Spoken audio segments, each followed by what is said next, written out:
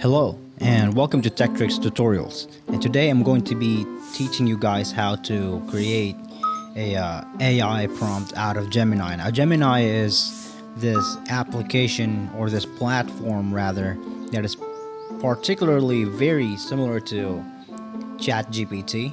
So you could find it on Google. Let's try to find it right now.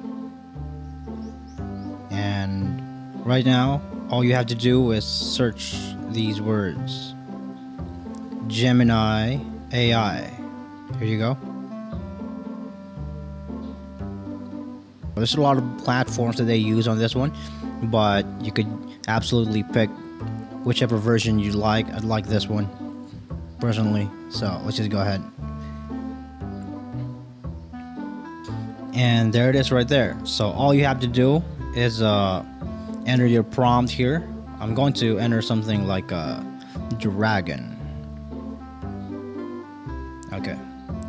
Now Gemini will interpret this very similar to ChatGPT. Here it is. So that's just it. And this application is absolutely for free as well. And again, very similar to ChatGPT. This is Gemini right here. And thank you so much for watching Tech Tricks Tutorials. You guys have a nice day.